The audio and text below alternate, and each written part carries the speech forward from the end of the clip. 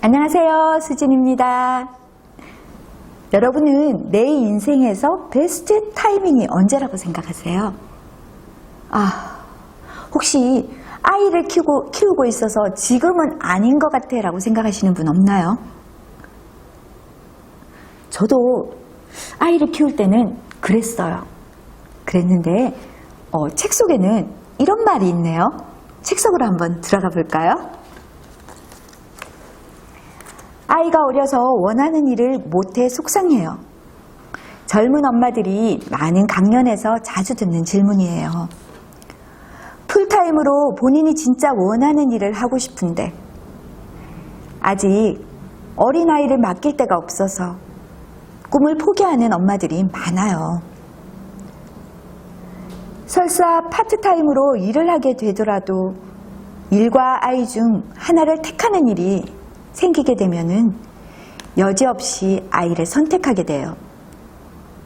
그러다 보니 눈에 넣어도 안 아플 내 자식이지만 가끔은 미울 때도 있어요. 남들처럼 나도 아이 돌보아주는 사람이 있다면 정말 훨훨 날아다닐 텐데 이렇게 하소연하는 경우도 적지 않아요. 그런데 지금 당장 아이를 위해서 내 꿈을 축소하고 희생하는 것처럼 보이지만 사실은 미래를 위해서 저축하는 시간이에요. 내 시간을 지금 눈앞에 내 아이와 나눠 쓰면 돼요. 어렸을 때 아이를 정성껏 키우면요. 아이가 자신의 길을 스스로 잘 찾아가요. 엄마의 사랑과 시간을 먹고 자란 아이는 다 크면 엄마가 손댈 일이 안 생겨요. 아이가 엄마를 찾는 시간은 정해져 있어요. 아이가 커갈수록 아이에게 넘어갔던 나의 시간이 온전히 나를 위한 시간으로 다시 되돌아와요. 그 시간을 기다리는 게 너무 어렵다는 것 저도 잘 알아요. 다른 사람들은 앞으로 달려나가면서 커리어를 쌓는데 나만 뒤처져 있는 게 아닐까 조바심이 날 때도 있거든요. 사실 저도 그랬어요. 아이 셋을 키우면서 강의로 돈은 벌었지만 정작 제가 하고 싶었던 일은 할 여유가 없었거든요. 옷 만드는 일, 영어 공부하는 일. 그런데 어느 순간 그 일을 해낼 충분한 시간이 생기더라고요. 인생은 타이밍. 이런 말 있잖아요. 당장 하고 싶은 일을 못하게 되면 적절한 타이밍을 놓친 게 아닐까 싶어서 불안하지만 제가 살아보니까 꼭 그렇지만은 않더라고요. 쓸 수 있는 시간이 많아서 열심히 공부하고 적극적으로 도전해도 내가 원하는 결과를 얻는다는 보장은 없어요. 반대로 아이와 시간을 나누어 쓰면서 틈틈이 하고 싶은 일을 조금씩 하는 것만으로도 인생을 바꿀 기회가 찾아올지도 몰라요. 그 일을 하기에 가장 적절한 타이밍은요, 내 뜻대로 조율할 수 있는 게 아니에요. 그러니까 지금 아이 때문에 시간이 없어서라고 너무 속상해하지 말아요. 좌절하고 포기하지도 말아요. 나를 위해 쓰고 있는 이 시간, 지금 이 시간 차곡차곡 저축하고 있다고 생각하세요. 스스로를 믿고 기다려주면은요, 그 기다림 끝에는 반드시 베스트 타이밍이 자리 잡고 있어요. 젊은 어머니들은 지금 김미경 강사님이 하시는 말씀 잘 이해 안 될 거예요. 저도 그랬거든요. 그런데 정말 아이가 초등학교에서 초등학교 고학년만 되어도요, 내 시간이 좀 많아져요. 예전에 저희 때만 해도 지금 이맘때 같으면은 에어컨 청소하러도 학교에 들어갔었거든요. 그리고 청소하러 많이 갔었어요. 그런데 요즘은 코로나이기도 하지만 학교 자체에서 도우미들이 와서 청소 방역 업체들을 불러서 모두 청소하기 때문에 엄마들을 오라고 하는 일이 거의 없어요. 엄마들의 자유로운 시간이 주어지고 아이들은 학원을 가다 보면은 많은 시간이 늘어나게 되거든요. 처음에 아이를 보내놓고 제가 이제 집에서 놀다 보니까 우리 아이가 엄마는 참 좋겠다. 엄마는 매일 차 마시고 수다 떨고 그런 이야기를 하더라고요.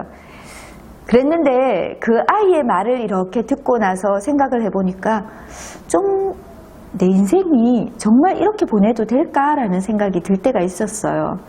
그래서 무엇을 하면 좋을까라고 생각을 하고 있는데 어떤 선배님이 딱 하시는 말씀이 수진아, 너만을 위한 오롯이 아이를 위한 시간 말고 너만을 위한 시간을 한번 가져보는 건 어때? 라는 말을 해주더라고요.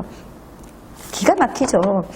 그랬는데 시장을 보고 장바구니를 들고 집에를 들어가는데 현관문 앞에 문화센터 전단지가 한 장 탁 붙어 있는 거예요.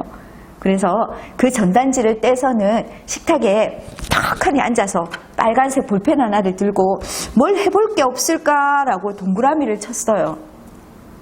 그런데 제 눈에 유독 들어오는 게 있었거든요. 그게 뭐였는가 하면 동아구연 지도자 과정이었어요. 동아구연 지도자 과정에 동그라미를 치고 우리 어머니들 아시죠? 왜 아줌마가 되면 혼자 하는 거 좀 부끄럽기도 하고 혼자 하는 게 좀 두렵기도 해요. 그래서 제가 이제 제 대학교 때 친구들, 저희 아파트에 사는 친구 이야기했잖아요. 그 친구한테 이제 제가 물었어요. 영지야, 내 동아구연 하려는데 너 한번 안 해볼래? 같이 하자. 이러니까 야, 나 사투리 장렬. 사투리 진짜 이렇게 심한데 내가 동아구연은 무슨 동아구연? 못해. 그러니까 그 옆에 있던 친구가 나도 못하겠어. 왜? 나 무대 공포증. 동아구연 그거 통과해야 되는데 무대에 서서 그거 발표해야 된다며. 그래서 어쩔 수 없이 집에서 이제 전업주부로 있다가 저 혼자 이제 동아구연 지도자 과정을 등록하게 된 거예요. 매일 집에서 아줌마들 만나면 우리 어떤 복장으로 만나요? 그냥 왜 평상시 차림으로 만나잖아요. 어떨 때에는 그냥 반바지 차림으로도 만나고 딸딸이 아시나요 혹시? 슬리퍼 거 신고 뭐 이 집 갔다 저 집 갔다 이렇게 만났어요. 그랬는데 그날 동아구연 가는 수요일 아침에 아침반으로 등록을 했었는데 그때에는요 예쁘게 차려입고 뿌리지 않은 향수도 칙칙 한번 뿌려보고요. 그리고 뾰족 구두도 신지 않았던 뾰족 구두도 꺼내어서 한번 신어보고 꼭 어디 출근하는 사람처럼 그렇게 갔던 것 같아요. 근데 그때 기억이 잊혀지지 않거든요. 그렇게 해서 이제 동아구연 처음에 이제 딱 가니까 첫 시간에 돌아가면서 자기소개를 했어요. 그리고는 이제 동아구연 그 특성상 지문을 하나 주고 선생님께서 쭉 돌아가면서 읽으라고 하더라고요. 그런데 제가 유아교육과잖아요. 그렇다 보니 어디 가도 토가 나겠죠. 어떤 분이 이제 저한테 그러는 거예요. 수진 선생님은 진짜 동아구연 너무 잘한다. 그러니까 이제 그때 지도 교수였던 그 선생님께서 김수진 선생님 목소리가 굉장히 특이하네요. 목소리에 특색이 있어요. 잘 다듬으면 멋진 동아구연가가 될 것 같아요. 그렇게 말씀해 주시는 거예요. 그런데 전업주부로 있다가 선생님이라는 소리를 들었을 때 그 앞에 김수진 선생님이라는 소리를 들으면서 제 가슴이 막 뛰기 시작하는 거예요. 맞아. 나 예전에 선생님이었지. 내가 선생님이었던 건 잊고 은경이 엄마, 은정이 엄마로만 살았던 거예요. 그랬는데 거기에 옆에 계셨던 30대에서 50대 주부들이 대부분이 있었는데 다 나에게 일제히 잘하는 사람이라고 칭찬해 주시는 그 모습에서 완전 자존감 업. 그렇게 하고 가방을 메고 신나게 집에를 왔어요. 그리고는 그 영주를 불러서 커피숍에서 수다를 떨었죠. 자랑해야죠. 그죠? 야, 오늘 이런 일이 있었는데 거기에서 있잖아. 나한테 동아구연 너무 잘한다고 막 칭찬해 주시는 거야. 나 아무래도 동아구연가 이거 꼭 해야 될 것 같아. 하면서 그렇게 자랑을 하는데 우리 영주가 나한테 했던 말이 야, 수진아, 너 오래간만에 얼굴에 화색이 돈다? 이런 말을 해주더라고요. 그게 시작이 되어서 동아구연가로 시작을 했어요. 그리고 동아구연을 하다 보니 더빙이라는 그런 시스템이 있다는 걸 알았고 그래서 성우 지도자 과정을 밟고 아이들에게 더빙을 가리키는 스피치 강사가 되었어요. 사실은 어린이 수업부터 시작한 거죠. 그렇게 시작을 해서 스피치를 하게 되었고요. 스피치를 하다 보니 우연찮게 교육 사업을 하시는 대표님을 만나게 되었어요. 그래서 청소년 진로 수업을 하게 되었어요. 그런데 청소년 진로 수업에 들어가서 이제 처음에는 뭘 해야 될지 모르겠는 거예요. 그래서 어떤 이야기를 풀다 보니 내가 내 아이를 키울 때의 이야기를 하게 된 거예요.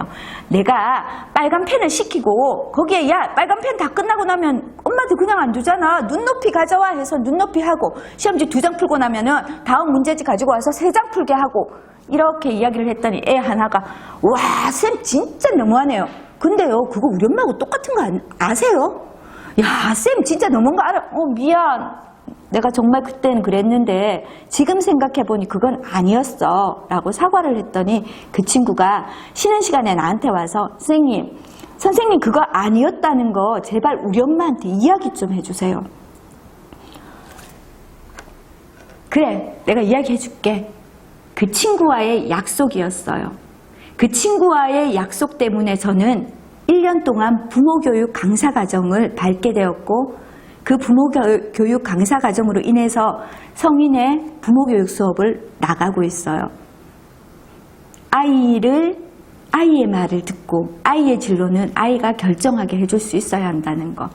저는요 아이들의 청소년 수업을 가서는요 제가 제 딸한테 잘못했다는 걸 속죄하는 마음으로 사실은 가서 이야기하거든요. 그리고 아이들한테 사과해요. 저희 기성세대에 너희가 소모품도 아니고 너희가 나의 부속품도 아닌데 내 부속품처럼 행동한 거 정말 미안하다고.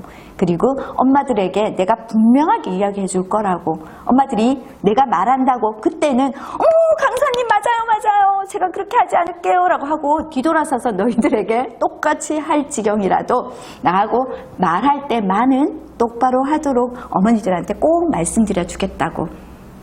저는요 이렇게 아이를 키울 때는 사실 아이가 미울 때도 있었거든요. 나의 커리를 다 무너뜨리는 것 같아서 그랬는데 제가 청소년 수업을 하면서 내가 엄마였기 때문에 이 아이들을 이해할 수 있었고요.